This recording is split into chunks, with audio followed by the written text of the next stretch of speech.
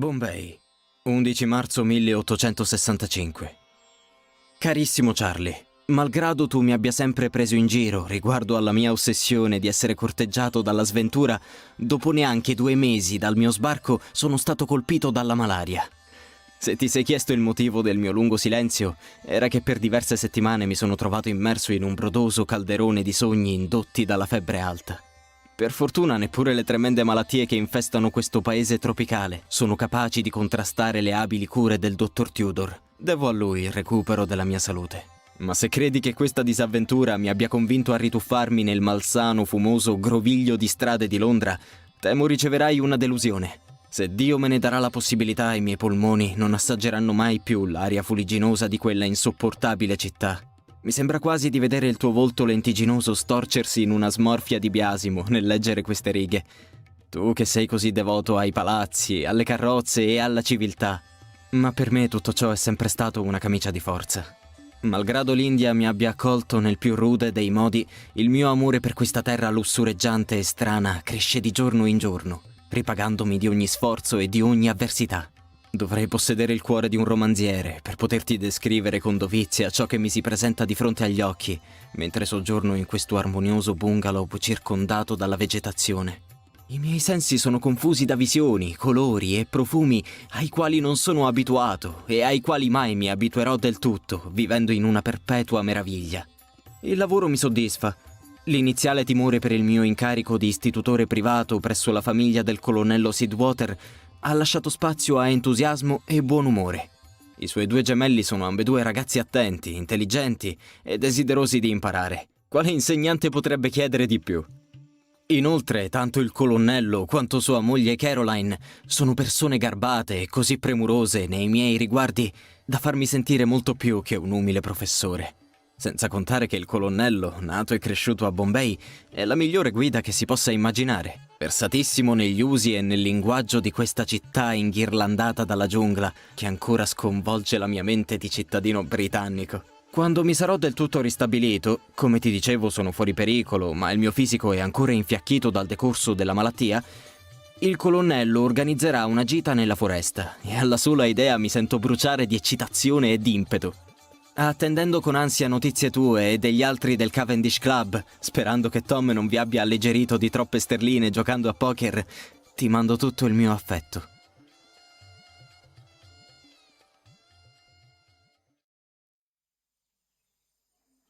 Dal taccuino del professor Edward Baker, 28 aprile 1865. Finalmente ho l'occasione per scrivere qualche parola e non solo scarabocchiare illeggibili appunti su ciò che ho avuto modo di vedere. Sono stremato, e non solo a causa della lunga marcia e del mio corpo poco avvezzo alle camminate. La mia è una stanchezza più mentale che fisica, come se tutto ciò che i miei sensi hanno colto in questo primo giorno si stesse trasformando in un peso concreto nei miei pensieri. Siamo partiti che il sole arrossava appena il cielo come il commento di un libertino farebbe alle gote di una vergine, e io, nel prepararmi, mi sentivo galvanizzato e ansioso in egual misura. La mia sovreccitazione non passò inosservata agli occhi del colonnello Sidwater e del dottor Tudor, che mi rivolgevano lo sguardo sornione di 2 consumati esploratori coloniali alla vista di un novellino tutto zelo. Ma ciò non mi ha imbarazzato.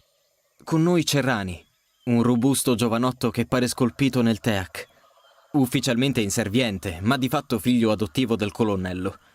Sono felice della sua presenza, poiché il ragazzo ha accompagnato il colonnello in molte battute di caccia alla tigre, e la sua mira ci sarà utilissima, nel caso ne incontrassimo una, esperienza per la quale nutro tanta speranza quanta paura. In ogni caso, se la bravura di Rani venisse meno, il colonnello e il dottore sono entrambi tiratori sopraffini, e anche gli altri 7 uomini che ci accompagnano in qualità di portaborse e aiutanti sono tutti armati e preparati a ogni evenienza.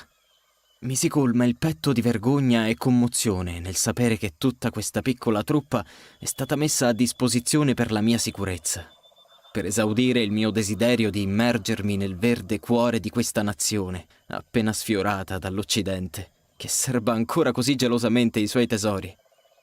La nostra meta dista 3 giorni di cammino. Il colonnello me ne ha parlato poco, dicendomi che sorprese come quella non vanno anticipatamente sciupate con le spiegazioni.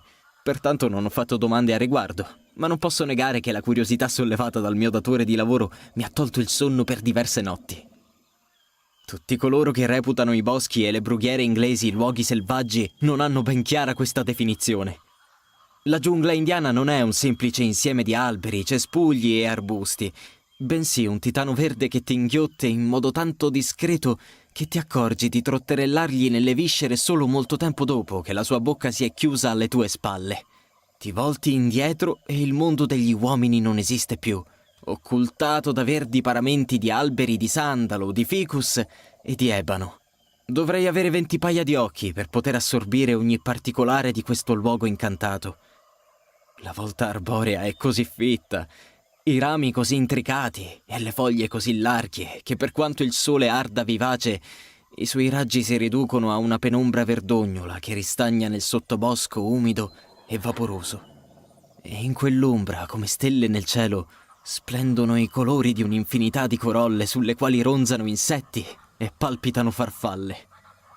Non fu affatto un percorso silenzioso. Come un comitato di benvenuto, attorno a noi eruttavano strilli, cinguettii, ululati, ronzii, gorgheggi, sebbene le creature che li emettevano restassero quasi sempre celate al mio sguardo poco allenato. Ogni tanto qualche meraviglioso uccello aveva la bontà di farsi scorgere per pochi attimi, il piumaggio che ardeva in quella luce soffusa, per poi svanire nel fogliame rigoglioso. Per ogni specie che riuscivo a riconoscere o a individuare nel manuale di zoologia che mi sono portato appresso, altre 10 erano del tutto nuove. Per fortuna il colonnello e Rani sono ferratissimi in materia faunistica, mentre il dottor Tudor conosce i nomi di decine di alberi e piante. Abbiamo deciso di accamparci qualche ora prima dell'imbrunire, poiché fra gli alberi la notte sembra calare più presto, e abbiamo fatto appena in tempo ad allestire le tende che già eravamo circondati dalle tenebre, spiati da innumerevoli occhi che brillavano riflettendo la luce dei fuochi e delle lanterne. Mentre consumavamo la cena con gran appetito, Rani ci ha trattenuti con il suo tiktiri, il cui suono arcaico e squillante ci fluttuava attorno, amalgamandosi nelle tenebre odorose di quella foresta come fosse il canto stesso della terra. Sto scrivendo queste ultime note dentro la tenda, alla luce della lanterna, e avverto la fatica della giornata appesantire i miei pensieri ogni secondo di più. Mi sento stremato e vigile allo stesso tempo. Oltre le sottili pareti di stoffa e zanzariera che mi avvolgono, percepisco la giungla attorno a me, pulsante, sveglia e animata. Mi pare di trovarmi al centro di una caotica piazza londinese piena di persone, che però non riesco a vedere. È quasi con timore che allungo la mano verso la lanterna, smorzando la fiamma e permettendo al buio di entrare.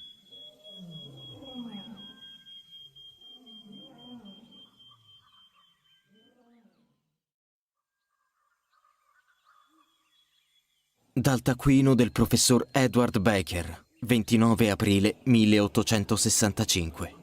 Nonostante i grappoli di zecche che devo costantemente bruciare con le braci della sigaretta e i ripetuti assalti delle zanzare, delle quali ho particolare timore dopo l'esperienza della malaria, continuo a ritenere questo luogo più meraviglioso che ostile.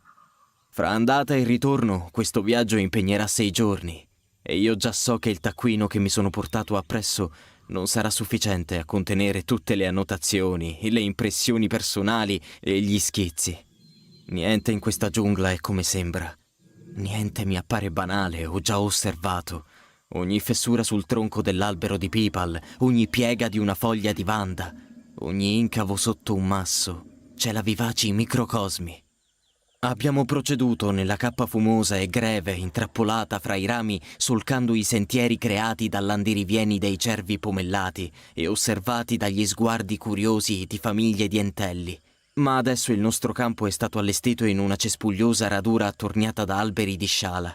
Contro il fogliame scuro posso intravedere ritagli di cielo scarlatto che intersecano assurde forme geometriche, mentre il cuore della giungla pulsa di ogni strano, inquietante latrato, urlo e barrito. Se non fossi in compagnia del colonnello Sidwater, non nascondo che trovarmi qui mi susciterebbe paura. Il brivido di certo non manca, ed è il giovane Rani a provvedere a questo, con le sue spaventose vicende di spiriti maligni e spettri vagabondi narrate alla baluginante luce del fuoco. Le storie insaporite dalla sua voce esotica fluttuano attorno a me come ombre impalpabili, quasi tangibili sulla mia pelle sudata. E la suggestione che evocano quasi mi permette di scorgere diafane sagome scivolare laddove la luce del fuoco si diluisce nelle tenebre notturne. Le streghe e i folletti delle tradizioni inglesi mi sembrano scarne e ridicole se paragonate al vasto universo di perverse e terribili fantasie che si sono intessute nella cultura indiana, popolata di ogni sorta di demone, mostro ed entità. Rani, evidentemente conscio del mio interesse misto a inquietudine, non ha risparmiato munizioni, parlandomi delle Petni, spiriti femminili di donne nubili che possiedono il corpo di altre donne per poter soddisfare i loro piaceri con i loro mariti. E mi spiegò che nessuno dovrebbe tentare di scavalcare una canna di bambù piegata al suolo, poiché è in quel preciso momento che i Bescio fuoriescono dal cespuglio per assalirti. Mi disse che ognuno dei maestosi gufi che popolano la foresta potrebbe essere un penciapeci sotto mentite spoglie, in attesa di un solitario viandante da assalire, e che i bengalesi si guardano bene dal seguire le luci che ardono nelle zone paludose, poiché si tratta di Aleia, spettri di pescatori morti che inducono la gente a morire annegata. Raccontò storie a proposito dei tremendi nisci, che di notte attirano la vittima chiamandola con la voce di una persona conosciuta. Mi parlò delle daini, crudeli streghe che si abbeverano del sangue di infanti per allungare la propria immonda vita. Narrò aneddoti a proposito dei boba, che strangolano i dormienti nel proprio letto. Ero talmente imbevuto in quei racconti che fui l'ultimo ad avvertire il mutamento che era avvenuto attorno a noi. Come se di colpo la giungla avesse variato il ritmo del suo respiro. Rani si era interrotto. I facchini avevano drizzato le schiene con occhi guardinghi e anche il colonnello era prontamente riemerso dal torpore, imbracciando il fucile e ordinando agli altri di fare altrettanto. Subito ho pensato a una tigre, ma poi ho capito che quella strana agitazione non era da imputarsi alla visita di uno di quei maestosi e terribili felini. Da chissà dove ci arrivavano le eco contorte di un coro di voci così strane da apparirmi come versi di animali. Con la marzialità che lo contraddistingue, il colonnello impartì precisi ordini in lingua india a 3 sottoposti, i quali svelti e silenziosi come pantere si dileguarono fra la vegetazione. Notando che il mio sconcerto stava inacidendo in vero terrore, il dottor Tudor mi rassicurò, spiegandomi che le voci che udivamo appartenevano a un'etnia quasi estinta, vestigia di un'antichissima, misteriosa popolazione risalente a prima che l'India venisse invasa dagli ariani. La sua spiegazione fu interrotta da un altro strano rumore, un suono che ebbe il potere di foderare di brina le pareti del mio cuore. Persino il colonnello, nell'udirlo, accartocciò il viso autoritario in un'espressione di sconcerto. E se anche un uomo come lui, ormai acclimatato a ogni avversità, si mostrava intimidito, ero certo che si dovesse trattare di qualcosa di davvero insolito. Pur non avendo mai avuto modo di udire il ruggito di una tigre, ero sicuro che non si trattasse di quell'animale, ipotesi che il colonnello stesso mi confermò. Quel verso lugubre e acuto, così umano e allo stesso tempo così selvaggio, non apparteneva a niente che quel militare avesse potuto osservare in tutta la sua vita. I 3 faccendieri rimasti a sorvegliare il campo subivano gli effetti di una chiara paura che faceva loro ardere gli occhi nei volti scuri. Cosa poteva terrorizzarli tanto? Era come se di colpo tutti noi fossimo stati precipitati in una delle inquietanti storie di Rani, dove demoni e spiriti si palesavano nelle notti senza luna per banchettare con la carne di incauti esploratori. Quell'ululato spettrale si fece udire altre 2 o 3 volte, inseguito da quel coro di voci belluine che gridavano litanie selvagge e ancestrali, accompagnandole con rintocchi secchi e legnosi e scampanii metallici. Questo è successo quasi 2 ore fa. Adesso la giungla è tornata alla sua quiete, una calma per nulla silenziosa. Ma almeno i richiami degli animali notturni non sono angoscianti come le grida della strana popolazione o della misteriosa creatura. I 3 inservienti hanno fatto ritorno dopo una breve perlustrazione, anch'essi molto scossi per l'aver udito quelle strida terrorizzanti. Ma ci hanno confermato che il drappello del quale abbiamo avvertito le voci si trova piuttosto distante da noi. Questo mi rassicura, ma non di molto. Non so se questa notte il sonno riuscirà ad anestetizzare i miei sensi sovraeccitati dal panico. Appena chiudo gli occhi nel mio cervello risuonano quelle urla demoniache.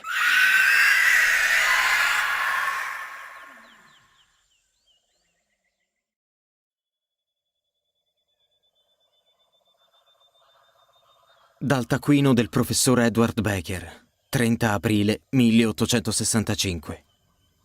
Malgrado la consapevolezza che ciò avrebbe riacceso l'ansia che in una insperata nottata di sonno era riuscita a lenire, ho voluto chiedere al colonnello e al dottore maggiori informazioni riguardo agli avvenimenti della notte precedente. Fu in questo modo che venni a conoscenza dell'esistenza dei Butadmi, meglio conosciuti come il popolo fantasma. Ciò che si sapeva sui loro usi e costumi poteva a malapena riempire il più scarno paragrafo del manuale di un etnografo, poiché questi uomini erano rari, schivi e avevano eletto come dimora le inesplorate foreste che prosperavano lungo la catena dei Ghati occidentali, la barriera naturale fra la costa e gli altipiani del Deccan. Il colonnello Sidwater mi riferì che erano ormai quasi 10 anni che non si avvistava una truppa del popolo fantasma, e mai così a ovest. La cosa sembrava impensierirlo, notai, e alla luce di quello che seppi in seguito non mi stupiva la sua preoccupazione. Queste persone, fin dalle più antiche cronache, erano descritte come bestiali e ostili, al punto che persino i ferocissimi esponenti della setta dei Tug li temevano. Il popolo fantasma era stato fortemente perseguitato nel corso dei secoli, debellato al pari di un morbo pernicioso, e sebbene molti eminenti storici reputassero che l'inesistenza di tale comunità fosse più probabile del contrario, il colonnello Sidwater non aveva dubbi sulla veridicità delle storie che si narravano a proposito di questa gente. Racconti di sacrifici umani, cannibalismo rituale e l'adorazione di strane divinità, escluse dal pantheon shintoista e buddista. Interrogando i nostri compagni indiani, scoprimmo che quelle urla e quei rumori che ci avevano tanto allarmato dovevano far parte di una delle loro strane e spaventose cerimonie. Un'usanza avvolta nel mistero, che aveva a che fare con la cacciata degli spiriti infausti o di qualche altra primitiva tradizione di questi barbari della foresta. Il viaggio verso la meta che ancora non mi era nota procedette così bene e ciò con cui mi riempì lo sguardo fu tanto meraviglioso che ben presto la paura vissuta la notte scorsa scivolò via dalla mia mente, lasciando spazio al gaudio per la vista delle 1000 combinazioni di colori delicatamente sfumate sui fiori e sulle livree degli uccelli, per i giochi acrobatici che le scimmie vanderucce offrivano dall'alto e per l'emozionante, fugace apparizione maculata di un leopardo. Verso le 14, un sommesso chioccolio e un infittimento della vegetazione ci avvisarono della presenza di un torrente, che ben presto si palesò ai nostri occhi in vaporose balze di spuma che si insinuavano fra le radici degli alberi. Dai sorrisi carichi di aspettativa che vedevo sempre più frequentemente balenare sui visi del colonnello, del dottore e di Rani, oltre che per via del loro fare di ironica cospirazione, capii che ormai il nostro punto di arrivo, ovvero la sorpresa in serbo per il sottoscritto, non avrebbe tardato a mostrarsi. Fu come se la giungla, al pari di un immenso sipario verde, scivolasse di lato per consentirci di ammirare uno spettacolo che mi colmò il cuore di incredulità. Ci trovavamo su una sorta di terrazzo naturale che dava sui resti di quello che aveva tutta l'aria di essere stato un tempio. La mia espressione di pura meraviglia doveva essere ben comica, poiché fece ridere l'intera comitiva. Il colonnello Sidwater si concesse un sigaro, con l'aria soddisfatta di chi ha appena messo in atto un piano ben congegnato.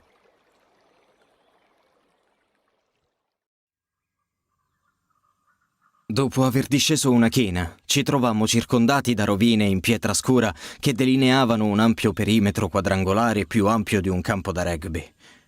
Un imponente Gopuram scolpito svettava verso il cielo azzurro, soffocato da muschi e dai tentacolari rami del fico strangolatore. Ci passammo attraverso in religioso silenzio, scrutati da intricati rilievi e dai volti mostruosi di divinità senza nome. La foresta si era ormai impadronita di quel luogo, un tempo ricettacolo di fede e adorazione, ma in quelle spoglie vibrava ancora un eco della sua antica gloria. Lo si percepiva negli innumerevoli guardiani di pietra, nelle levigate sculture di serpenti, nelle finestre cieche e nei falsi archi che ci attorniavano. Sculture e rilievi erano stati usati da intere genealogie di volatili come nido, mentre eserciti vegetali dominavano le torri e le mura, crescendo dalla più piccola crepa. Il colonnello, che ben sapeva la mia passione per l'archeologia e l'arte sacra induista, non avrebbe potuto farmi regalo più indovinato e gradito. Ed io, accecato da quell'eccesso di emozione e stupore, fui l'ultimo del gruppo a rendermi conto che nell'aria, fra l'aroma umido e un po' marcescente che stagnava in quelle rovine, vi era pure l'aspro sentore del fumo. Spire evanescenti si sollevavano da un edificio adiacente, dal quale improvvisamente eruppero anche strepiti e urla di selvaggia, folle euforia, come se entro quelle mura si stesse svolgendo un'orgia di scimmie ubriache. Quelle voci a malapena umane ci indussero a nasconderci dietro alcune statue. Il colonnello e gli altri fecero comparire le loro armi come per magia. Mentre restavamo riparati, un altro suono ci gelò il sangue. Laceranti strilla zampillarono dal tempio, impregnate di una sofferenza e un'agonia difficilmente concepibili. Mi sentivo venir meno e il terrore ingrigiva il mio campo visivo. Riuscii ugualmente con grande sforzo di volontà a non perdere i sensi e a rivolgermi al colonnello, il quale, sebbene pallido e madido di sudore, era ancora padrone di sé. Gli balbettai che forse quegli orribili uomini che avevamo udito la sera prima stavano attuando uno dei loro spaventosi riti sacrificali, a danno di qualche povero innocente rapito da un villaggio. Non servirono altri miei incentivi per indurre il colonnello all'intervento.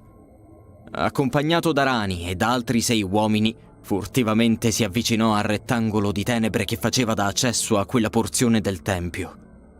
Io, protetto dal dottor Tudor e da un ultimo aiutante, fremevo di agitazione e terrore, sussultando ogni volta che una di quelle grida acute laceravano l'aria, incitando mentalmente il colonnello a fare presto.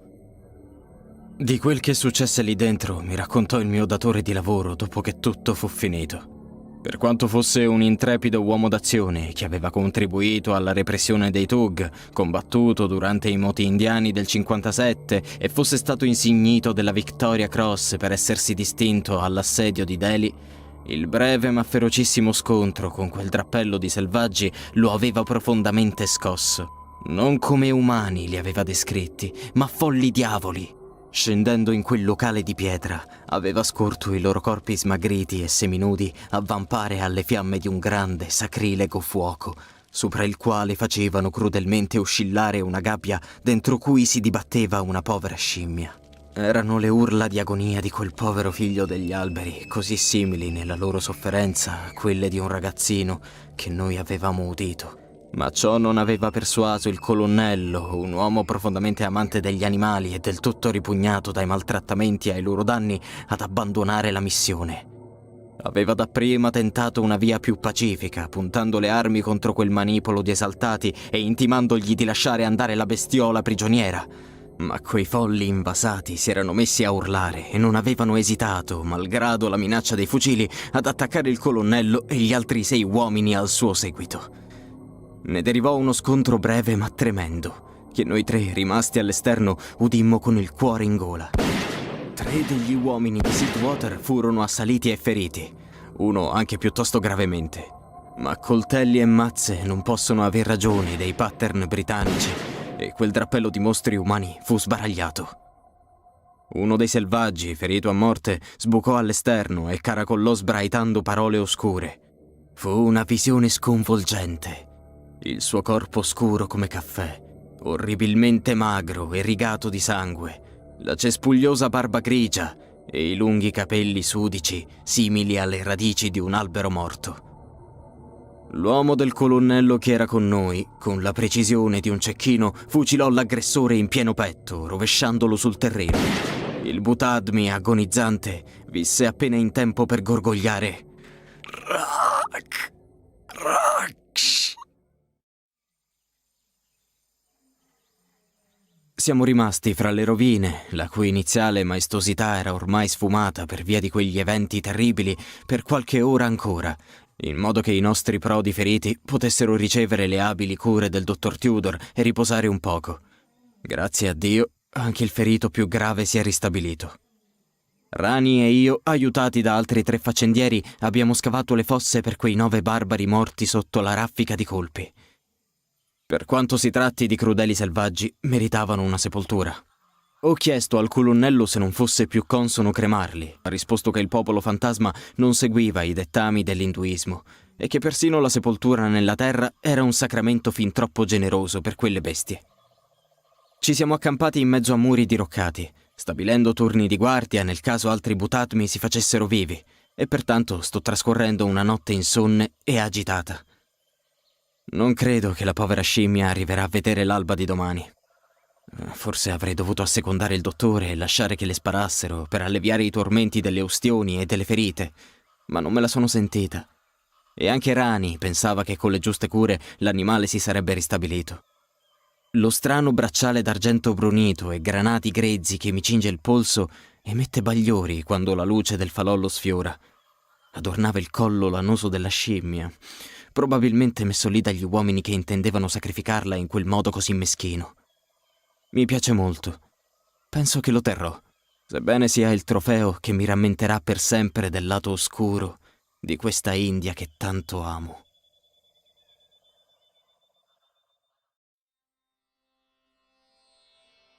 «4 maggio 1865. Carissimo Charlie, nella mia ultima lettera ho accennato a una gita nella giungla sotto la supervisione del colonnello Sidwater, dalla quale siamo tornati ieri in serata. Non so neanche da dove iniziare a raccontarti questi 6 incredibili giorni. Probabilmente tu che hai sempre odiato la vita all'aria aperta e arrivavi a fingere qualunque malanno pur di evitare anche le più tranquille scampagnate nella brughiera, non potrai capire quanto profondamente maestoso e incredibile sia questo posto. Se qualcuno venisse a dirmi che mi trovo nell'Eden nel quale Dio creò la prima coppia, gli crederei senza frapporre indugi. Eppure anche il paradiso ha le sue zone oscure. A questa missiva allegherò una piccola cronaca del mio viaggio nella giungla, della quale ho fatto una copia con la carta carbone. Ti suggerisco di leggerla prima di ultimare questa lettera, in modo che tu possa capire la sequenza degli eventi e io non abbia a ripetermi. Presupponendo che ora tu abbia assimilato il resoconto dei primi 3 giorni, ti voglio parlare degli ultimi 3, quelli verso Bombay, dei quali non ho scritto nel taccuino, poiché non mi sentivo dell'umore giusto. La mattina del 2 maggio è stata funestata da una tragica scoperta. Uno degli uomini che ci aveva così abilmente scortato e servito durante la gita era morto nella notte. Si chiamava Thakur, e benché fosse stato ferito seriamente nello scontro di cui hai trovato testimonianza nei miei appunti, pareva che il dottor Tudor lo avesse allontanato dal baratro della morte, e ti lascio immaginare come scoprire il contrario sia stato un duro colpo per l'autostima del povero medico. Naturalmente nessuno gliene ha fatto una colpa. In questo clima caldo e umido, anche la più piccola ferita degenera in fretta, dando luogo a crudeli infezioni. Eppure, l'esame che il dottore ha condotto sul corpo ha riportato esiti strani. La ferita in effetti stava guarendo, e le cause del decesso restano un mistero. Puoi ben supporre che la cosa ci ha molto scosso. Non è stato né semplice né piacevole viaggiare trasportando un cadavere su una lettina improvvisata, ma capirai che non potevamo certo lasciarlo nella foresta, dove le bestie ne avrebbero fatto un indecoroso scempio. L'ultima notte trascorsa nella giungla è stata quella più bizzarra e per certi versi inquietante. L'afa e lo sconforto si erano alleati per togliermi il sonno, e io non trovavo pace nella mia tenda, asfissiato dal mefitico odore che la scimmia spargeva da sotto il drappo con cui avevo coperto la gabbia. Ero appena stato benedetto da un debole torpore quando grida terribili mi destarono, facendomi schizzare fuori come punto da un ago ustionante. L'unica luce colava da una fredda luna piena e filtrava fra i rami con spettrali fasci argentei, grazie ai quali vidi altri del gruppo saltar fuori dalle tende, agitati. Uno dei faccendieri urlava e si divincolava, disperato. Al bagliore della lanterna che il dottor Tudor accese poco dopo, gli occhi del pover'uomo incastonati in un volto contratto e sudato parevano quelli di chi ha avuto una visione dell'inferno. Era così terrorizzato che sembrava avvinto dalle convulsioni e non riusciva a conservare abbastanza la calma per spiegarci il motivo di tanto panico.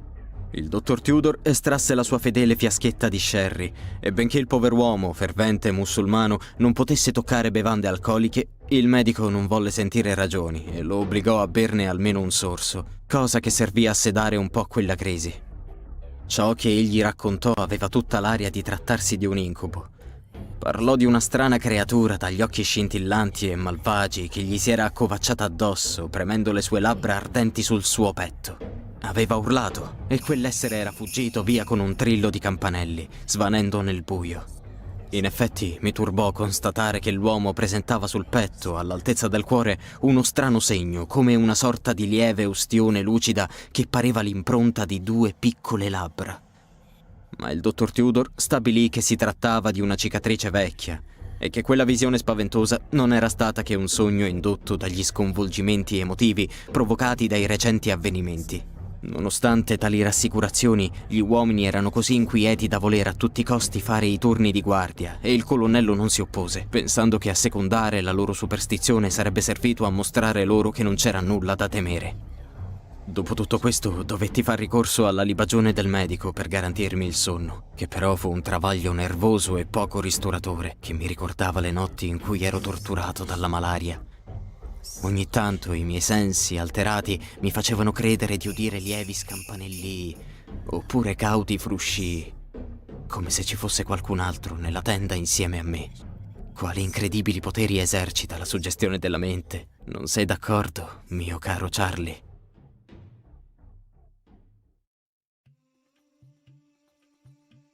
Diario del professor Edward Baker, 7 maggio 1865. Gli avvenimenti della nostra avventura nella giungla mi sembrano solo sognati, ora che il ritmo della mia esistenza da istitutore si è rimesso in moto, scandito da orari e doveri.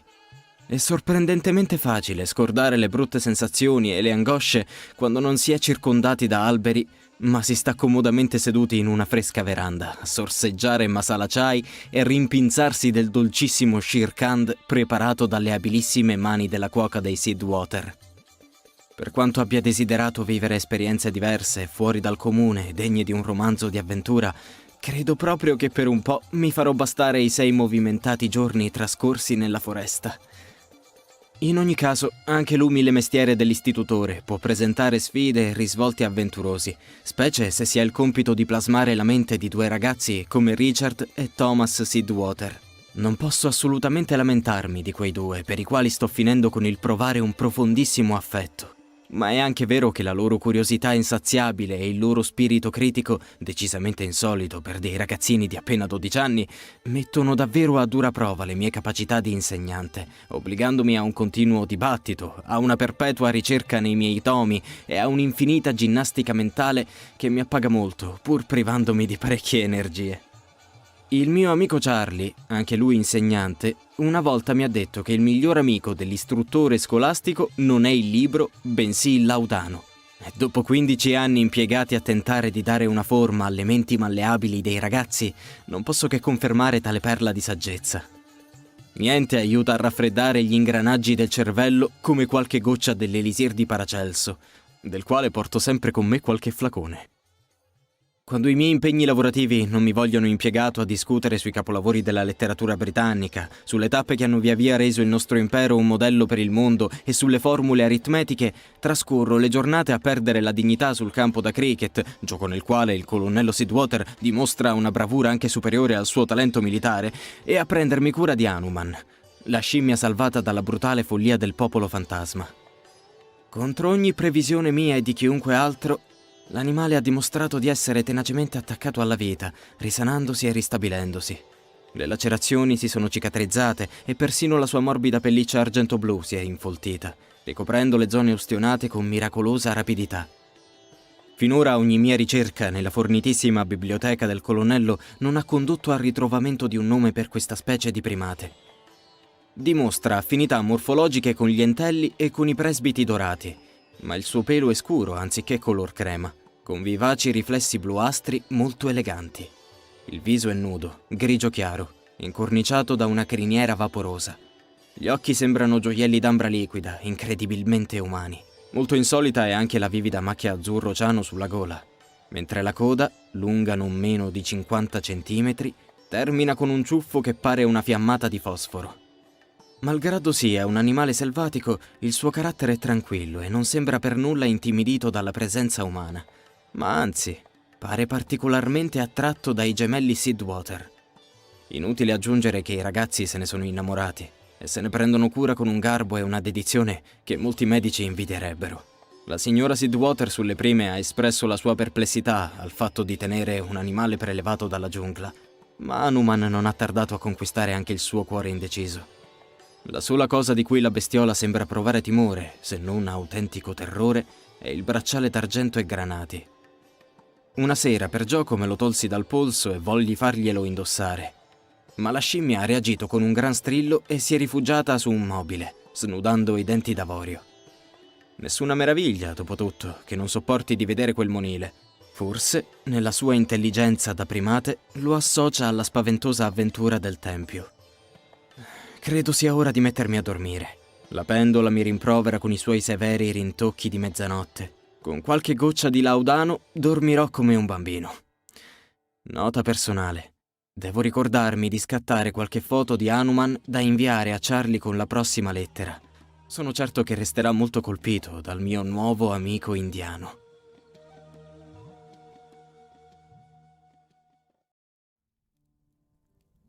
Diario del professor Edward Becker, 12 maggio 1865. L'animo umano è una battaglia di sentimenti contrastanti e contraddittori. Ciò che più ci rattrista, ripugna e spaventa è anche quello che maggiormente ha il potere di incuriosirci, di attrarci e interessarci. A Londra ero un accanito lettore di cronaca nera e bollettini di guerra, sebbene un po' mi vergognassi di quella riprovevole golosità. Ma sono fatto di carne anch'io e presento le stesse disonorevoli debolezze di qualunque umano, men che ascetico. La notizia della morte della giovane donna che, come molte altre, prestava servizio nella bella magione dei Sidwater mi ha molto rattristato, benché per onestà debba ammettere che la conoscessi appena e l'avessi scorta pochissime volte. Ma per quanto luttuose siano le circostanze, ho trovato molto interessante il funerale indiano al quale ho avuto l'onore di partecipare. L'usanza di bruciare i corpi ha un che di barbarico e purificatore che colpisce nel profondo la curiosità di noi occidentali, così abituati ai nebbiosi cimiteri, alle incisioni sulle fredde lapidi e alle croci che svettano da terreni muschiosi. Mentre osservavo quel giovane corpo imbozzolato nelle fiamme fameliche della pira funebre, annusando quell'acre odore di carne bruciata, non ho potuto fare a meno di rabbrividire di orrore nel comprendere quanto priva di scrupoli sia la morte. Senza eccezioni e senza favoritismi, prende tanto il vecchio quanto il giovane, il povero quanto il ricco, il buono quanto il malvagio. Su questa terra siamo solo di passaggio, fragili come fiori. La ragazza della quale ho osservato la cremazione, fino a poco tempo fa svolgeva il suo compito con gentilezza e sorrisi, avvolta nel suo bel sari, ed entro pochi giorni si è indebolita fino a morire. Dovrei tenermi lontano da queste riflessioni malinconiche che levano il sonno, poiché il mio riposo è prezioso. Mantiene la mia mente agile e attiva. Mi basta posare lo sguardo su Hanuman, appollaiato sul bordo della mia scrivania, per ritrovare il sorriso. Mi sembra tanto umano da poter affidare a lui i miei pensieri, invece che alle insensibili pagine del diario. Fatico ancora a credere possibile che questa creatura magnifica e in piena salute sia la stessa che giorni fa salvammo dalla cieca crudeltà umana, ridotta a un sudicio scheletro puzzolente sul fondo di una gabbia arrugginita. La vita prende, la vita dà, come si suol dire. Diario del professor Edward Becker, 24 maggio 1865. Dopo cena, il dottor Tudor ci ha confermato le voci che avevamo già appreso dalla servitù questa mattina.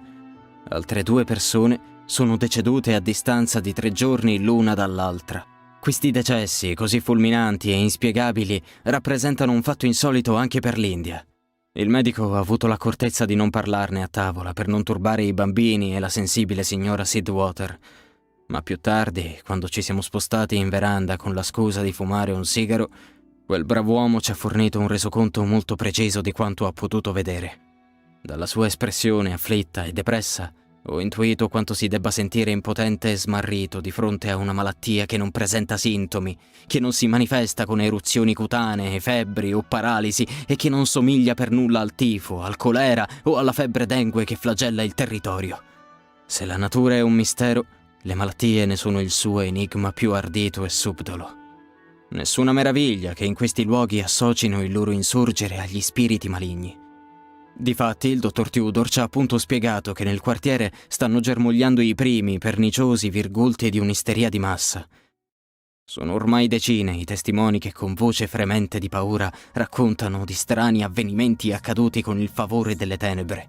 Affermò che molte famiglie che conosce non mettevano più il naso fuori della porta dopo il calar del sole, temendo di incontrare la strana, spettrale figura che aveva preso a vagare per le strade, lieve come il fumo e mortale come un cobra.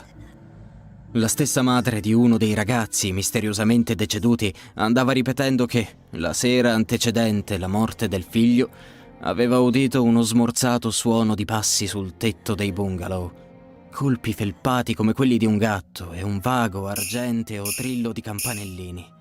Il colonnello Sidwater, uomo con i piedi ben piantati nel terreno, ha liquidato tutto ciò sotto l'etichetta di sciocchezze superstiziose, ma ha comunque preso molto seriamente questa inquietante successione di morti, e il motivo lo posso ben comprendere.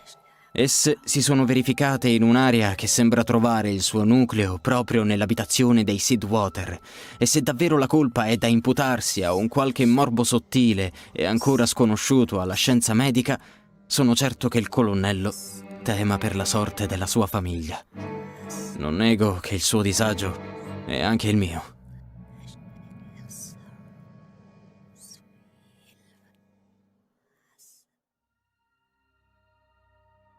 Diario del professor Edward Baker, 31 maggio 1865.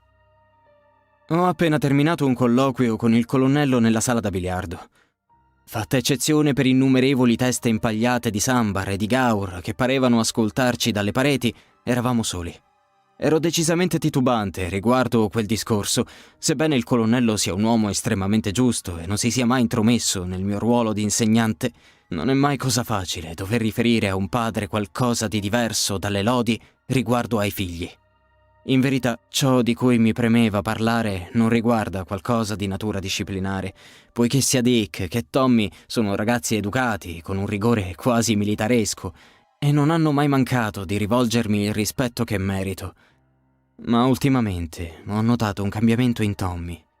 Da qualche giorno ho come l'impressione che sia afflitto da una sorta di affaticamento che inficia sul suo rendimento a lezione. Se prima, al pari del fratello, mi assaltava di domande e non era soddisfatto finché non aveva spaccato il capello in quattro, adesso si mostrava mogio, svogliato, quasi assonnato. Sulle prime ho deciso di lasciar correre. Stiamo affrontando temi particolarmente complessi e persino un po' tediosi della storia socio-economica del nostro impero, e pensavo che il suo momentaneo disinteresse per gli studi fosse dovuto a questo. Comprensibile, dopo tutto. Ero certo che entro breve sarebbe tornato a essere il fanciullo attento e perspicace che avevo imparato ad apprezzare. Le mie speranze si infransero su una diversa realtà, perché Tommy sembrava spompato e letargico anche in altre occasioni, fuori dallo studio dove svolgevamo le nostre lezioni. Lo osservavo languire con le palpebre a mezz'asta all'ombra della veranda o girovagare per il giardino con un'andatura febbrile e ondeggiante, come se faticasse a mantenersi in equilibrio. Durante una partita di cricket pomeridiana che avevo organizzato per i gemelli, nel tentativo di colpire la palla, Tommy si era addirittura sbilanciato e la sua caduta aveva scatenato le prese in giro di Dick. La reazione del fratello mi aveva colto di sorpresa. Si era sciolto in un pianto disperato, da infante. Sconcertato, poiché mai avevo visto uno dei gemelli triste, men che mai in lacrime, mi sono subito precipitato da lui e Tommy ha seguitato a singhiozzare in modo affannoso. È stato in quel momento che nel mio cervello è balenata l'inquietante idea che il problema che affligge Tommy sia di natura diversa dalla mera spossatezza. Durante la nostra piccola chiacchierata ho volutamente omesso di riferire al colonnello ciò che Tommy mi ha rivelato a proposito di certe sue visioni notturne. Sono sicuro che il ragazzino, con l'abilità tutta infantile di captare discorsi non riservati alle sue orecchie, debba aver sentito qualche voce a proposito delle misteriose apparizioni. Devo precisare che sia Tommy che il suo gemello parlano e capiscono l'hindi, oltre che a svariate altre lingue, e non mi meraviglierebbe se avessero rigliato qualche bisbiglio dei domestici. E tali pettegolezzi, indebitamente appresi, devono essersi sedimentati, erumpendo poi nottetempo sotto forma di incubi, forse persino in episodi di sonnambulismo. All'ombra dei cespugli di oleandro, con la voce sussurrata di chi rivela un segreto e lo sguardo che scintillava d'ansia, mi riportò quanto segue. Da alcune notti era tormentato da sogni molto strani, come mai ne aveva fatti. Aveva già avuto degli incubi, ma queste visioni erano diverse, come se si trovasse in un mondo sul punto di sciogliersi. Mi parlò di una creatura che lo visitava, non un mostro o un demone, ma qualcosa di luminoso, come intessuto nei raggi lunari, che si portava dietro l'aroma dolce del paciuli e un suono tintinnante, come di campanelle. Sebbene stesse ripetendo quasi parola per parola un qualcosa che doveva aver certamente udito da qualche domestico chiacchierone, il tono in cui pronunciò tali frasi fece scendere la mia temperatura corporea e, malgrado la calura del pomeriggio, scoprì di avere la pelle d'oca. Tommy proseguì dicendo che serbava solo pochi frammentari ricordi del loro incontro, ma rammentava chiaramente due vividi occhi gialli e una sensazione di tiepido benessere che, se da un lato era piacevole e inusuale, dall'altro lo confondeva e spaventava. Sebbene non avesse trovato la forza per opporsi al suo visitatore luminescente, che l'aveva a più riprese baciato con labbra sia gelide che ardenti.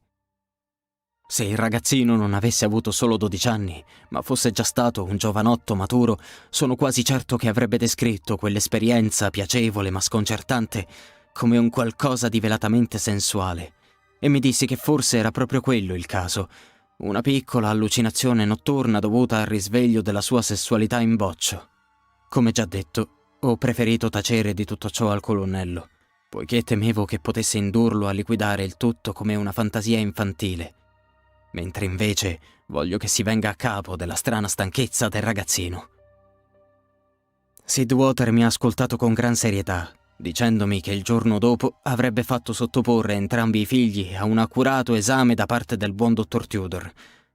Questa promessa ha di molto alleggerito il mio animo, e questa notte mi coricherò con cuore più lieve. Diario del professor Edward Baker, 1 giugno 1865. L'esame del dottor Tudor su Thomas Sidwater, come un po' mi aspettavo e un po' speravo, non ha messo in evidenza i sintomi di nessuna patologia. Questo mi ha confortato, naturalmente, ma una molecola di preoccupazione è ugualmente riuscita nell'intento di incistarsi sotto la superficie della mia tranquillità. Mi tengo occupato accudendo Hanuman, che ormai conosce la dimora e il giardino a memoria e scorazza libero come se il padrone fosse lui, entrando e uscendo quando e dove gli pare. Ma la sua è una presenza riservata e non combina guai. Vorrei tanto possedere la sua calma e la sua noncuranza, ma il pensiero delle misteriose morti e degli incubi avuti da Tommy non mi dà tregua. La stima e la fiducia che ripongo in un indefesso seguace di Esculapio come il dottor Tudor sono incrollabili. Eppure mi domando se non sarebbe saggio metterlo a parte delle strane visioni del ragazzo. Sono persuaso che arriverebbe alla mia stessa conclusione, ovvero che il piccolo Tommy ha ormai imboccato il metamorfico cammino che attraversa le selve dell'adolescenza e sbuca nell'età adulta.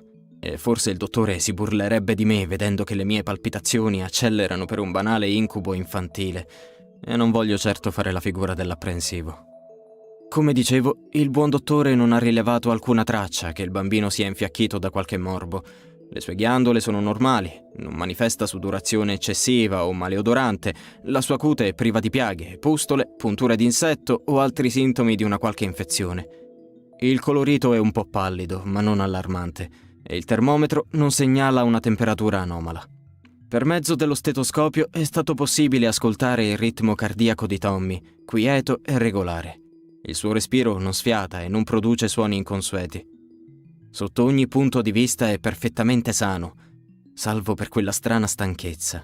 La sola piccola anomalia riscontrata dal medico, che egli ha annotato meramente per scrupolo, riguarda un segno sul torace di Tommy. Nell'esaminarlo con una lente ha scoperto che pare un'ustione di lieve entità, ma siccome ha tutta l'aria di non essere recente, non c'è motivo di implicarla nelle cause di quel malessere, secondo Tudor. Eppure questa scoperta mi dà molto a cui pensare. L'ho subito collegata infatti al caso dell'uomo che ci aveva scortati nella giungla, il faccendiere che manifestò una improvvisa quanto inspiegabile crisi di nervi in seguito a quello che sembrava essere un incubo. Sarebbe davvero ardito da parte mia tracciare un legame fra quell'uomo e lo strano spossamento che affligge Tommy. Sono certo che tutto questo ricade in quelle bislacche coincidenze delle quali sono ghiotti gli spiritisti. Le due cose non possono assolutamente avere un'identica natura, anche perché si parla di cicatrici, ferite ormai rimarginate, che non possono aver veicolato alcuna infezione. Confido che il preparato ricostituente somministrato a Tommy dal medico, unito a qualche giorno di riposo, faranno miracoli per il ragazzo. Diario del professor Edward Baker, 5 giugno 1865. Sono ore molto concitate queste. Spero che riversare le mie ansie su questo diario mi aiuti a mantenere la forza. Ora più che mai ho bisogno della mia lucidità, perché i coniugi Sidwater sono troppo sconvolti per poter reagire in modo conveniente. Tommy è improvvisamente peggiorato. Stamani il fratello lo ha trovato riverso accanto al letto, come se fosse scivolato giù dal materasso durante il sonno e non si fosse più rialzato. È vivo, ma così pallido e inerte da far supporre che sia stato svuotato di ogni energia vitale. Siamo tutti sconcertati da ciò che stiamo vivendo. Ci sentiamo impotenti e spaventati, pieni di quel terrore che si manifesta solo di fronte a un male ignoto contro il quale non esistono difese. Il più agitato di tutti pare essere proprio il dottor Tudor, il quale non fa che sottoporre il ragazzo a visite, formulando diagnosi che vengono puntualmente smentite. Ho pena di lui, poiché non deve essere affatto piacevole aver acquisito tutta quella conoscenza in campo medico per poi essere così crudelmente giocati da un qualche morbo esotico sconosciuto che elude ogni tentativo di comprenderlo. Il colonnello prova a darsi un tono, ma il suo terrore è evidente sotto il contegno col quale tenta vanamente di imbellettarlo. Al contrario, la signora Sidwater è vittima di uno stato ansioso tanto brutale da imporre persino una medicina calmante. La casa che un tempo era un ricettacolo di gioia, adesso è appesantita dalla cappa dell'angoscia. Un sentimento che spegne ogni voglia di sorridere e riduce ogni colore a un grigio funereo. Sono rimasto per qualche tempo al capezzale di Tommy e ho osservato il povero fanciullo attraverso la trama fitta della zanzariera. Non assomiglia più al giovane curioso e intelligente che mi metteva in difficoltà con i suoi interrogativi arguti. Sembra una piccola statua di cera, con il respiro che, a fatica, gli esce dalle labbra in un sibilo cartaceo. Vederlo così comprime il cuore e accappona la pelle.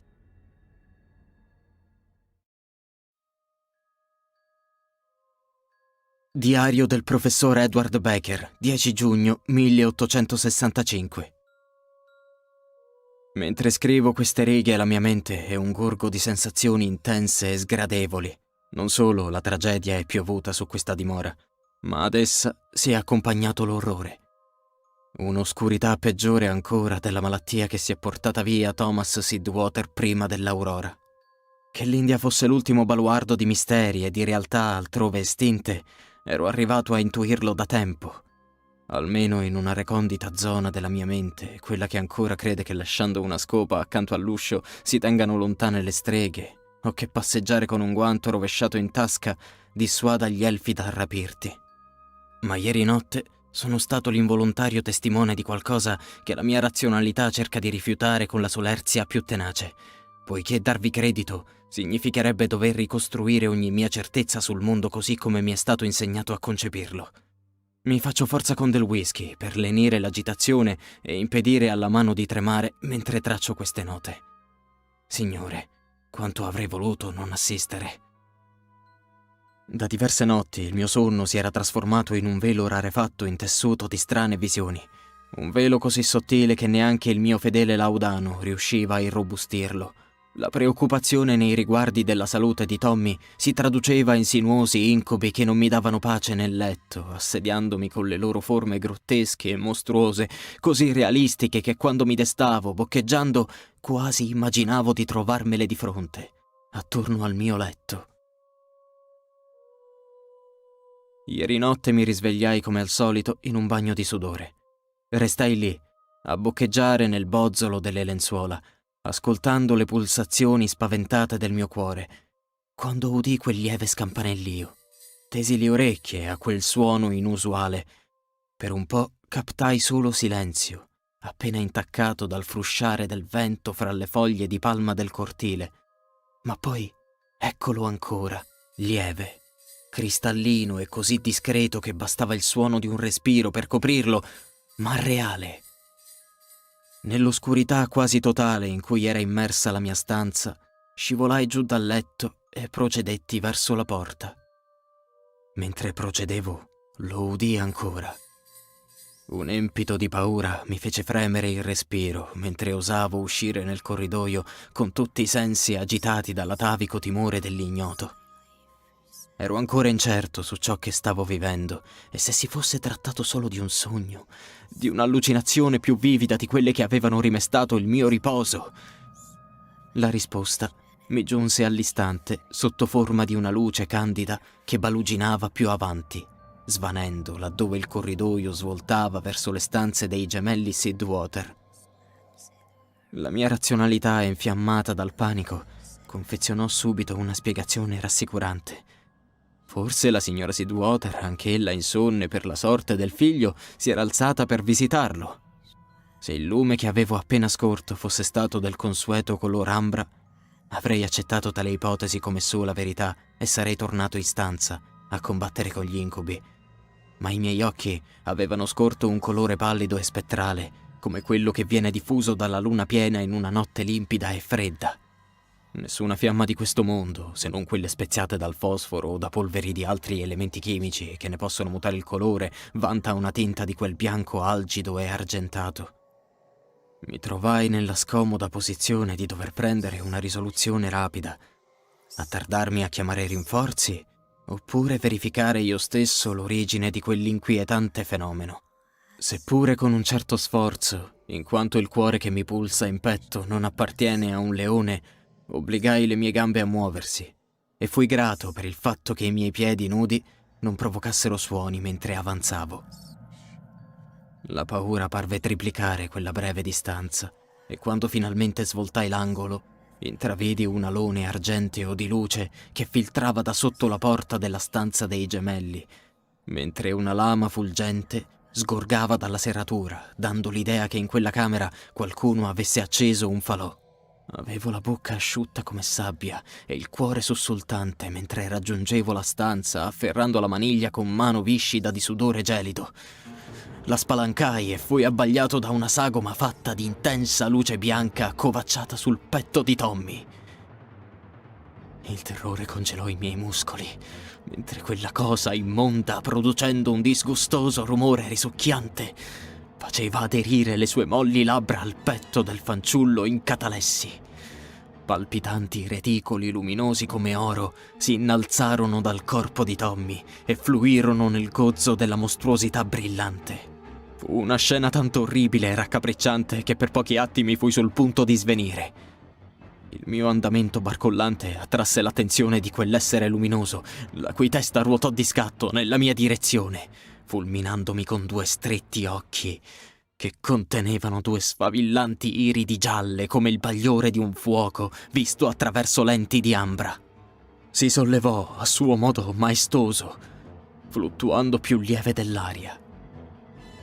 Quel suo gesto, quasi elegante, sprigionò un allegro tintinnio dalle campanelle che stringevano il suo lungo curta di scintillante seta bianca ricamata d'argento. Era alto, slanciato, e se anche il riverbero che lo avvolgeva mi obbligava a socchiudere gli occhi per non farmi abbagliare, notai che i suoi erano lineamenti indiani, sebbene la sua carne fosse chiara come il latte. Un turbante gli si avvolgeva attorno al capo, le estremità che serpeggiavano senza peso sulla sua spalla destra. Il suo corpo era mutevole, ora concreto quanto il mio, ora traslucido e con bordi che si sfilacciavano in elaborati viticci di vapore. Non produsse suoni quando i suoi lunghi piedi nudi toccarono il pavimento davanti a me. Con un'espressione di maligna ironia mi sorrise e si fece avanti, visibilmente compiaciuto del terrore che irradiava sul mio povero cuore. A un passo dal perdere i sensi, rabbrividii notando gassose bave di scintillante materia dorata snodarsi dalle sue labbra, un attimo prima che la sua bocca si spalancasse come fanno i serpenti, aumentando di 3 o 4 volte la sua dimensione, atterrendomi con una visione mozzafiato di un'infinità di denti simili ad uncini, che in file mostruose gli scomparivano giù nelle pieghe nere del cozzo sudicio. Quel che accadde dopo lo ricordo a fatica, poiché metà del mio cervello era già scivolata nelle nebbie dell'incoscienza. In un ultimo disperato gesto di difesa, liberando un grido, sollevai le braccia per difendermi dai denti dello spettro che calava su di me, e in quel momento la creatura emise un sibilo così acuto da trapassarmi il cranio, scattando indietro come un gatto schizzato d'acqua.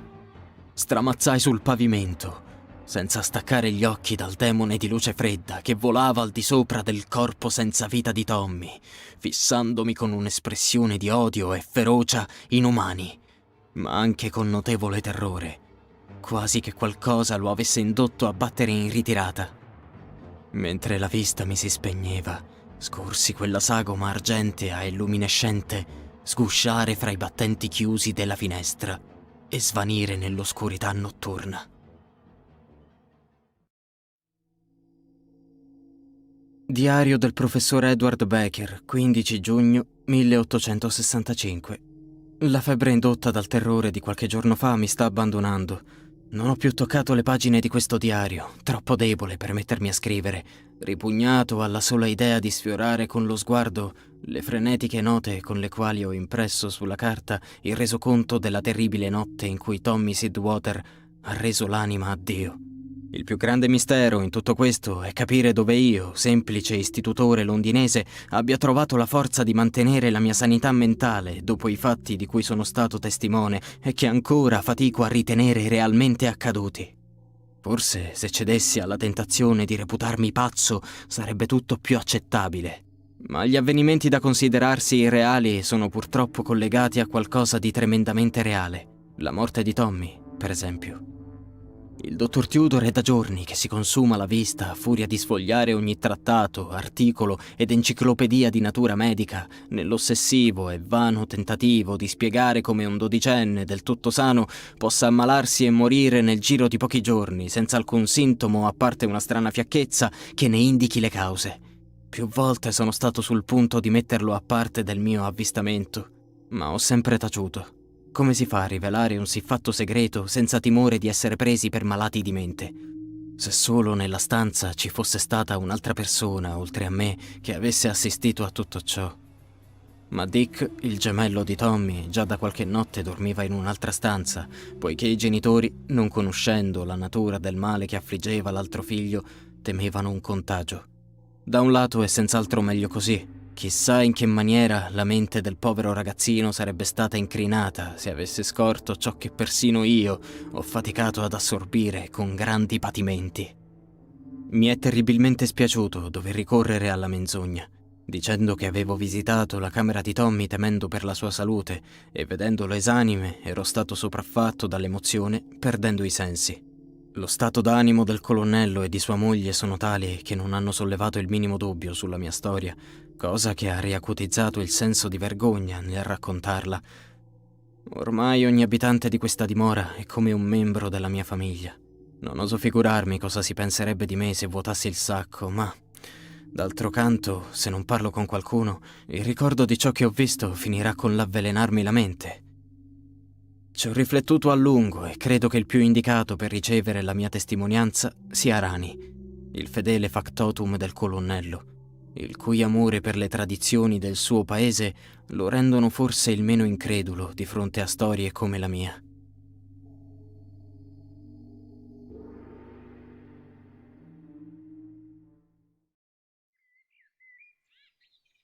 Diario del professor Edward Baker, 16 giugno 1865.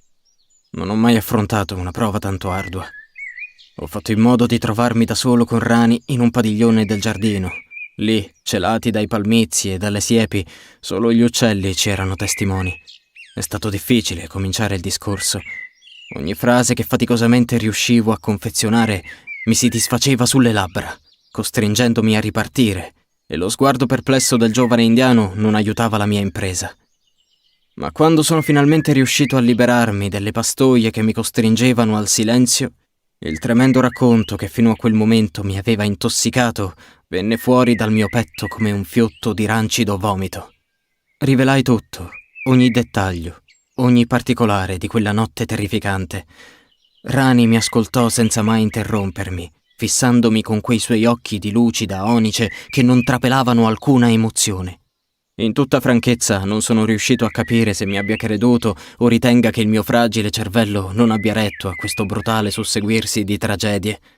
Chissà, forse è davvero così, e la visione di 2 notti fa non è stata che una vivida ma irreale allucinazione sollecitata dalla mia mente fratturata. No, mi rifiuto di crederlo. So quello che i miei occhi hanno veduto e non è possibile che si sia trattato di un incubo o di una visione partorita dalla follia. A ogni modo, il ragazzo indiano mi ha consigliato, con molto buon senso, di non fare parola al colonnello o ad altri di quanto gli avevo riferito. A prescindere dalla bontà della mia testimonianza, gli animi erano tutti troppo tesi e sconvolti per tollerare una simile storia, e il padrone di casa possedeva uno scetticismo così spiccato che avrebbe benissimo potuto mandarmi al diavolo se solo avessi indicato come causa del decesso del figlio l'intervento di un'entità sovrannaturale. Promisi in tal senso e ci congedammo. Se da un lato mi sento svincolato da un peso soffocante, dall'altro ho il feroce dubbio che persino Rani, un indiano tanto versato nei miti e nelle leggende del suo popolo, mi ritenga un pazzo. Solo il tempo ci indicherà una giusta strada da percorrere, ma temo il peggio.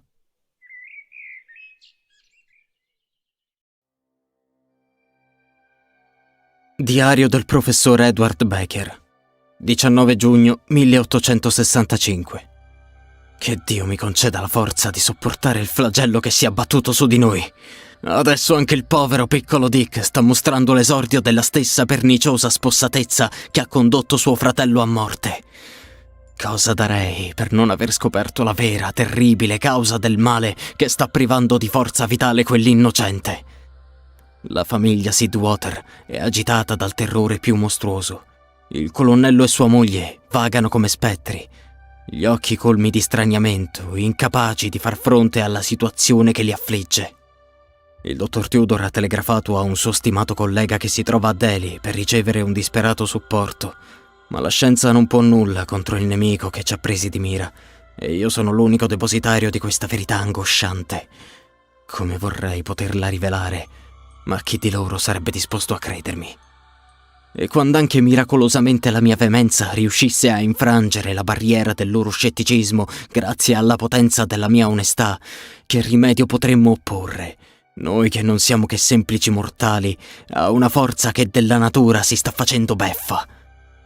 Ho voluto nuovamente discutere la questione con Rani, ma anche lui, che doveva rappresentare il mio unico alleato, non si sta dimostrando incline a darmi credito.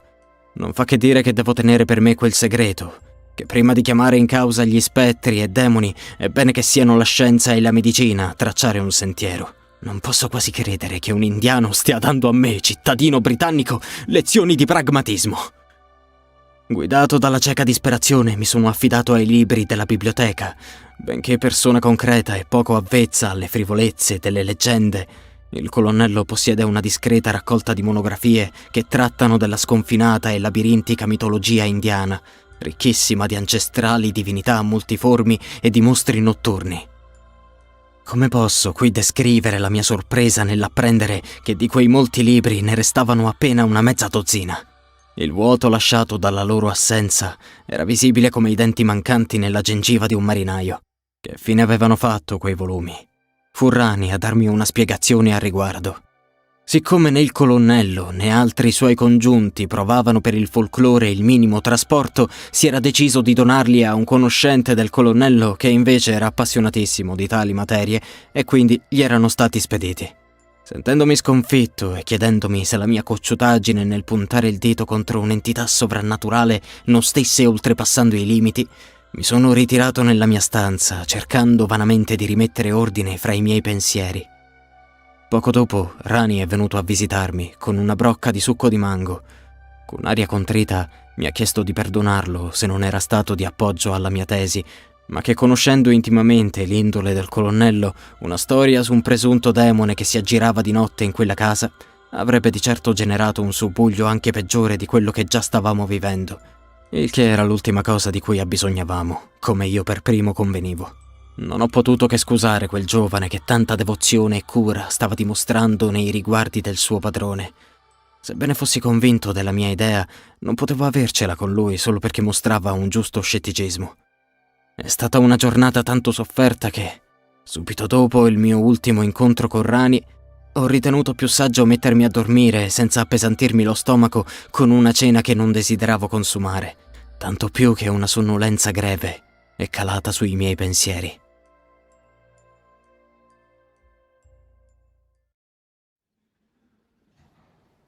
Estratto della lettera spedita dal professor Charles Garrideb al professor Edward Becker. Carissimo Eddie, l'ardore con il quale mi riporti le avventure che stai vivendo in quella tua afosa, malsana India sono così appassionanti che stanno solleticando persino la curiosità del sottoscritto, che sono e resterò fino alla tomba un fedele figlio dell'impero, devoto alle tossiche nebbie della frenetica sudicia Londra. Ti do ancora 6 mesi, 1 anno al massimo, e poi, come è vero che la regina ama i Carlini, farai di corsa ritorno in Inghilterra a costo di intrufolarti come clandestino nella stiva della prima nave da carico qui diretta. A ogni modo, per dimostrarti quanto profondamente i tuoi racconti mi abbiano infatuato, accludo a questa lettera il frutto di alcune mie piccole ricerche svolte dopo la presa visione delle simpatiche foto del tuo nuovo compagno di bevute dalla lunga coda. Una scimmetta deliziosa, devo aggiungere, e trovo che ti somigli persino. Siccome non hai fatto menzione a quale specie essa appartenga, e avendo io un certo interesse per le questioni di natura faunistica, come ben sai, mi sono preso il disturbo di fare un salto al British Museum per scartabellare i trattati custoditi nella biblioteca. Eppure il diavolo mi porti se ho rintracciato un animale anche solo vagamente simile al tuo esemplare. Ma tu mi conosci, sai che non getto mai la spugna. Le difficoltà nell'arrivare al nome della specie mi hanno spronato a fare del mio meglio, malgrado neanche la mia testardaggine abbia portato a dei risultati. Questo perché, come ho scoperto dopo, stavo cercando nel posto, o meglio, nei libri, sbagliati. Incredibile, vero? Come si snodino le investigazioni. Uno crede di trovare ciò di cui va alla ricerca secondo un dato criterio, e poi quasi casualmente si rende conto che deve volgere lo sguardo altrove. Nel mio caso, in un libro che uno degli addetti alla biblioteca deve aver per errore aggiunto ai titoli che avevo domandato di poter consultare. Lo guardo, e cosa ricambia il mio sguardo dalla copertina? Proprio il tuo misterioso macaco. Da non credersi, e se ti stai chiedendo di cosa tratta il volume capitato per pura fortuna al mio banco, beh, non ci crederai mai, ma è una monografia del 1799 intitolata Curiosità folcloristiche e religiose dell'Asia e dell'Oriente, dell'esimio Hendrik van Diemer, esploratore della Compagnia Olandese delle Indie Orientali. È quindi con mia delizia che ti informo, carissimo Eddie, che stando agli studi del buon Van Diemer, sei il fiero proprietario di un Rakshasa, una sorta di demone indiano che si alimenta della forza vitale degli esseri umani. Sono sicuro che, Vivace ed energico come sei, rappresenterai per lui un vero banchetto natalizio. Siccome non mi sento in vena di riempire questa missiva discorrendo unicamente di vetuste favole estere, ti allego quel che ho potuto copiare dal libro, confidando che ti interesserà. E in più ho chiesto alla mia dolce Annie di realizzare per te un acquarello delle illustrazioni della monografia. La somiglianza con la tua strana, sconosciuta scimmia è talmente evidente che se fossi un tipo dedito alla superstizione, direi che hai proprio adottato un diavolo.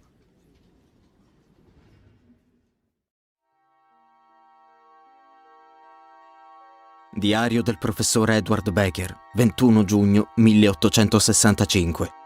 La lettera di Charlie è l'esaudirsi delle mie preghiere. Non riesco a esprimere la pena mista a gioia che mi ha posseduto mentre leggevo la piccola ricerca svolta dal mio amico. È tutto qui, nero su bianco, pazzesco e allo stesso tempo inconfutabile. C'è una parte di me che si contorce e rifugge la possibilità che abbia a che fare realmente con un demone, una volontà ancora radicata nel razionale. Ma se dubito di quanto Charlie mi ha inviato, allora devo dubitare anche della mia visione. No, non posso fare lo scettico. Avrò tempo in seguito per venire a patti con questa realtà. Ora devo solo sfruttare le conoscenze che mi sono state date al meglio. Leggendo la lettera di Charlie ho avuto l'impressione che un mosaico oscuro e incompleto si assemblasse nella mia testa, mostrandomi un disegno perfetto. Ma certo, tutto coincide con geometrica precisione. Di quale sbaglio siamo stati vittima tutti noi? Quel giorno, nel tempio abbandonato, sono morte persone innocenti a vantaggio della liberazione di un essere mostruoso. Quello che noi, nella nostra cieca e pregiudizievole ignoranza, abbiamo scambiato per un rituale barbaro e crudele, non era in realtà che lo svolgersi di un'esecuzione.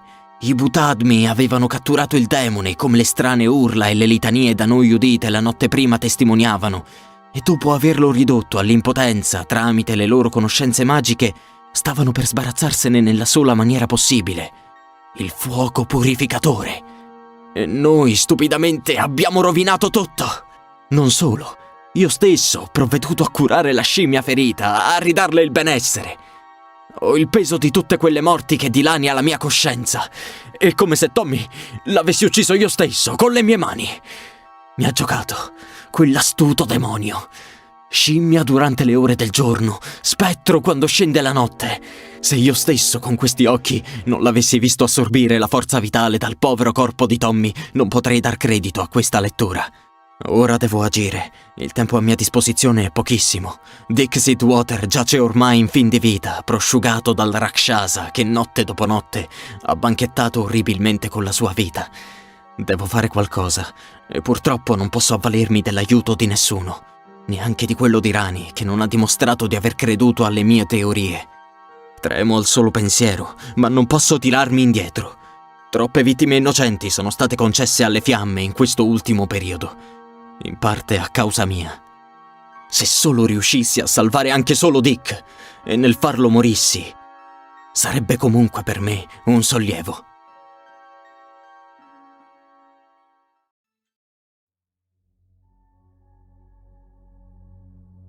Diario del professor Edward Becker, 1 luglio 1865. Per la seconda volta mi trovo degente e sottoposto alle cure gentili del dottor Tudor. Soltanto adesso l'arte del medico è riuscita a instillarmi nel corpo forza a sufficienza perché io possa sedere allo scrittoio e redigere le memorie di quanto è accaduto durante la notte del 21 giugno.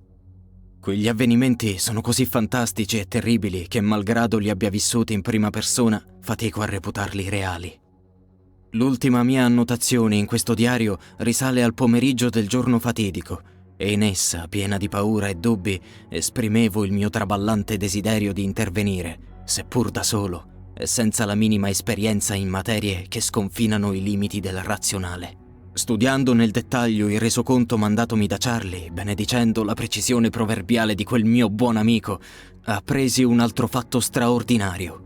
Il gioiello d'argento intarsiato e granati grezzi che il popolo fantasma aveva fatto indossare alla scimmia era un amuleto preparato secondo antichi e complicati dettami della religione induista, studiato appositamente per contrastare il potere malefico del Rakshasa.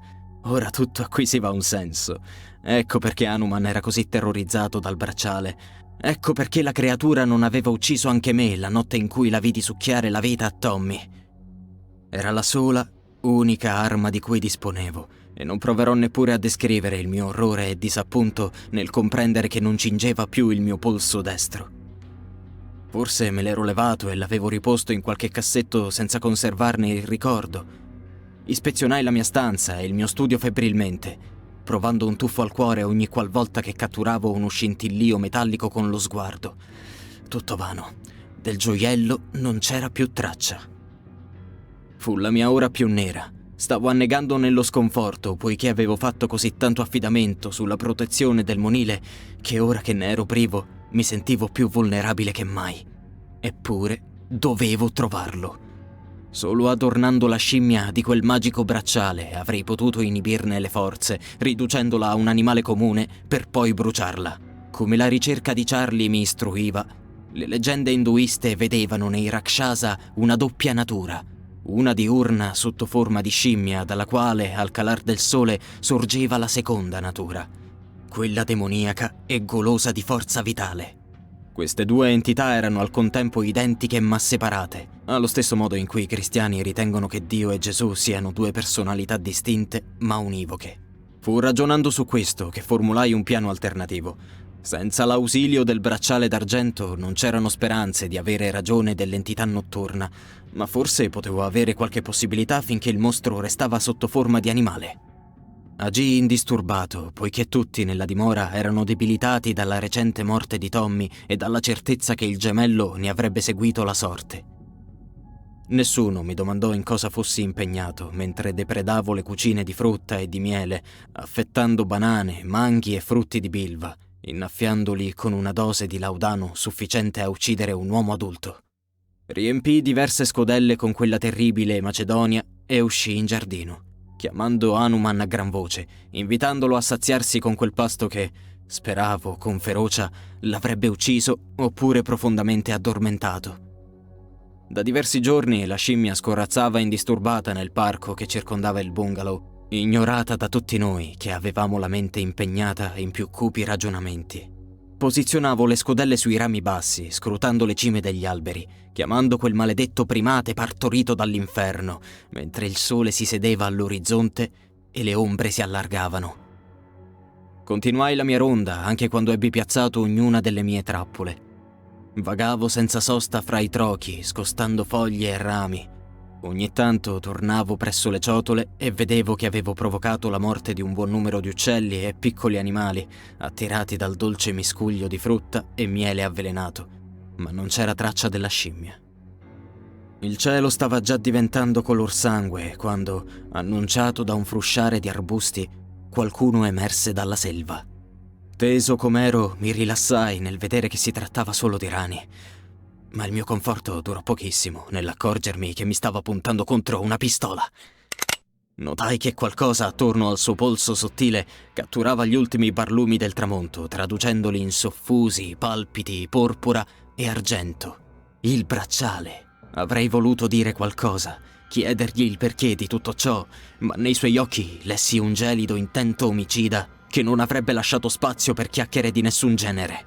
Voleva uccidermi, lì e subito. Ricordo in maniera offuscata i minuti successivi, quasi come non li avessi vissuti io, ma non fossero che il racconto di qualcun altro. Rammento bene l'acida scarica di dolore provocata dal proiettile che mi si conficcava nel bicipite sinistro mentre mi tuffavo a terra. Rani mi era quasi addosso quando gli lanciai la scodella che ero venuto a controllare.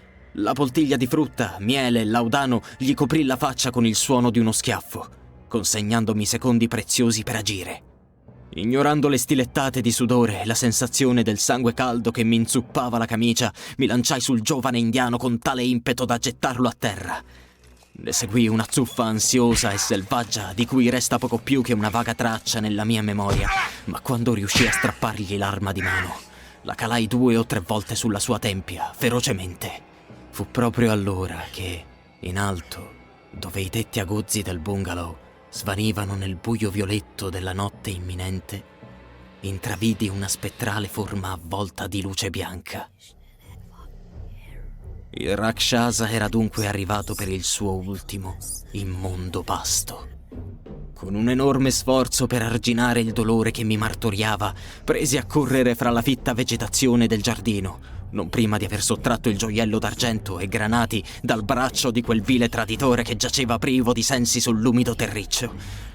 Trafelato e grondante di sangue, mi precipitai attraverso la dimora, pregando di riuscire ad arrivare in tempo. Nel corridoio, in vestaglia e armato di fucile, vidi comparire uno scarmigliato colonnello Sidwater, che impallidì nello scorgere la mia manica scarlatta di sangue. Ma non mi attardai in spiegazioni e lo superai diretto alla stanza di Dick, dalla quale, con mio sommo raccapriccio, giungeva un sinistro scampanellio mortifero. Spalancai la porta e fui accecato dallo spettrale bagliore emanato dal sacrilego corpo del Rakshasa, il quale già si librava sul povero ragazzino morente. Il vedere Dick così mal ridotto e indifeso sul punto di cedere convertì il mio terrore in una rabbia fredda e spietata che mi indusse a gettarmi in avanti, la mano che impugnava il bracciale protesa verso quel brillante corpo etereo come nebbia. Gli occhi giallo-ambra del Rakshasa, nei quali solo adesso riconoscevo quelli della scimmia, mi rivolsero uno sguardo ardente di collera. Liberò urla terribili che sembravano capaci di mandarmi in pezzi il cranio. Le stesse spaventosa strida che avevamo udito mesi prima durante il viaggio verso il tempio abbandonato. In un turbine di chiaro di luna, il mostro scivolò oltre la finestra e io mi voltai per correre nel giardino. Sulla porta, inebetiti da quanto avevano assistito, il colonnello, sua moglie, il dottor Tudor e qualche membro della servitù mi facevano da barriera. Ma grazie al vigore che miracolosamente mi vibrava in corpo, riuscii a spingerli via e a precipitarmi fuori, scrutando le fronde avvolte dalle tenebre. Individuai senza sforzo un palpitio latteo scintillare fra i cespugli e proseguii il mio inseguimento, malgrado il dolore al braccio e la stanchezza mi infiacchissero le membra. Frustato dai rami e intralciato dalle radici, raggiunsi la creatura che ardeva con algido furore presso lo spiazzo vicino al padiglione, irradiando le corolle dei fiori. Mantenne la sua forma umana per pochi attimi ancora. Poi, come latte dissolto in acqua fredda, si disciolse in spire lucenti che discesero sopra una figura scura. La scimmia. Vidi l'entità spiritica infiltrarsi nel corpo del primate attraverso la bocca, le narici, gli occhi e le orecchie. Era la mia unica occasione. Mi gettai sull'animale, cercando di infilargli il sacro bracciale attorno al collo setoloso, ma con le mani viscide di sangue, sudore e purea di frutta, la chiusura mi scivolò. La scimmia si contorse come un pesce, strillando a pieni polmoni. Mi graffiò e morsicò con furia, cercò di cavarmi gli occhi con quelle sue scure, ossute manine. Mi fuggì e s'arrampicò su un tronco. Protendendomi in avanti, le afferrai il candido ciuffo che aveva in fondo alla coda e con uno strattone la trascinai al suolo, ingaggiando un'altra lotta. Ero così avvinto nel combattimento che non mi accorsi del trapestio del gruppo di uomini che emergeva dal fogliame e della luce di tante lanterne. Agganciai il monile al collo della scimmia, ma questo non le impedì di agitarsi e di battersi sotto di me. «Una corda!» sbraitai allo stremo della resistenza. «Per l'amor di Dio, una corda!» Subito il colonnello e il dottore vennero a darmi manforte, immobilizzando la bestia con le cinture delle loro vestaglie. Entrambi loro ubbidivano senza davvero comprendere ciò che stava succedendo. Spiegai con voce da invasato che per nessuna ragione al mondo avrebbero dovuto liberare quel primate diabolico o togliergli di dosso il bracciale.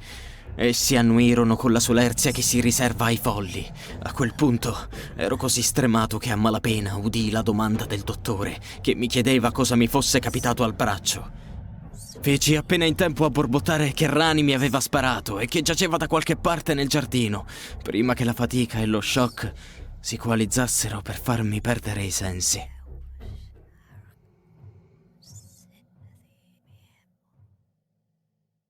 Il seguito di quella notte incredibile me lo riassunse il dottore qualche giorno dopo, quando le mie condizioni furono abbastanza stabili da permettermi altre emozioni e quando il dosaggio di farmaci fu sufficientemente basso da farmi emergere dalle brume dello stordimento. Dick, che era stato dato per spacciato, si era ristabilito in modo tanto perfetto e tanto veloce che pareva di aver assistito a un miracolo. Di qualunque natura fosse il male che lo stava prosciugando della vita, si era interrotto nel momento stesso in cui la scimmia era stata chiusa in una robusta gabbia di ferro. Mi addolorò apprendere che Rani, una volta trovato, curato e interrogato, rivelò una storia che lasciò tutti senza fiato. Quel ragazzo in apparenza tanto buono e dotato che il colonnello aveva allevato come un figlio dopo averlo trovato a mendicare in una delle tante squallide vie di Bombay, affermò di appartenere ai Butadmi e che la sua famiglia era stata sterminata in una delle tante epurazioni da parte dell'esercito britannico. In tutti quegli anni, pur recitando il ruolo del devoto servitore e fedele amico, aveva covato acidi sentimenti di vendetta che avevano trovato l'occasione di sbocciare durante la nostra gita nella giungla. Rani aveva compreso subito che la scimmia era un demone. In effetti era stato l'unico, a parte me stesso, a non voler uccidere la bestia per alleviarne la sofferenza. E sapeva che se l'avessimo condotta a Bombay avrebbe iniziato a mietere vittime nella dimora del colonnello. Ora capisco come mai il giovane, così affascinato dalle leggende e dai miti, aveva mostrato tanto scetticismo quando gli avevo rivelato i miei sospetti. Non voleva dare a intendere quanto in verità sapesse della faccenda. Anticipando le mie mosse, aveva provveduto a rimuovere dalla biblioteca ogni volume che accennasse al demone che ci stava insidiando, in modo tale che non potessi scoprire nel dettaglio come affrontarlo. Era sempre stato Rani, inoltre, a drogare il succo di mango che mi aveva offerto per farmi addormentare e sottrarmi il bracciale, unico oggetto capace di tenere a bada quel diavolo della giungla. La sera fatidica, nutrendo sospetti su di me, Rani mi aveva tenuto d'occhio. Quando aveva intuito quello che stavo architettando ai danni del suo demone, decise di agire. Non solo aveva intenzione di uccidermi, ma aveva pronta una terribile storia nella quale io avrei recitato il ruolo di un malato di mente che vaneggiava di spiriti e che lui, scambiandomi per un intruso che si aggirava per il parco, mi aveva sparato per errore. Se mi avesse ucciso, anziché solo ferito, il suo piano sarebbe riuscito e le morti causate dal Rakshasa si sarebbero susseguite implacabilmente per chissà quanto tempo ancora. So che Rani attualmente si trova in una cella del carcere inglese di Bombay, in attesa di un giudizio che, ne sono molto certo, sarà terribilmente severo, anche se neppure l'impiccagione di quel subdolo serpente, che per anni ha goduto della benevolenza di una nobile famiglia, potrà mai bastare a guarire l'animo ferito del colonnello Sidwater. Per quanto riguarda il demone, la sua condanna è già stata eseguita, anche se non ho potuto assistervi. È stato portato nella giungla e gettato fra le alte fiamme di un falò, dove lanciando terribili urla quasi umane, si è consumato in cenere. La tristezza per la morte di Tommy, acutizzata dalle folli motivazioni di Rani, è però grandemente mitigata dal fatto che Dick ha riacquistato totalmente la salute, tornando il bambino intelligente e vivace che tutti noi amiamo e che non manca mai di venire a trovarmi per leggermi qualche capitolo dei suoi libri preferiti. Gli unici ricordi che serba delle visite notturne del Rakshasa sono vaghi e confusi, come incubi indotti dalla febbre alta, e sono sicuro che svaniranno come neve al sole in men che non si dica. Altrettanto non potrò fare io, ma non me ne dispiaccio, come sarebbe logico pensare. Quando sono sbarcato al porto di Bombay, mi sono sentito invadere da un senso di amore incondizionato per l'India. E quale amante accoglierebbe il buono di qualcuno senza però accettarne anche i difetti e le ombre? Ora so che quella meravigliosa, terribile giungla intagliata nello smeraldo nasconde pericoli ben più spaventosi delle tigri e dei serpenti. Ma questo non affievolirà il sentimento che questa terra mi evoca ogni volta che ne guardo i cieli, ne assaggio i frutti e ne ascolto la melodia.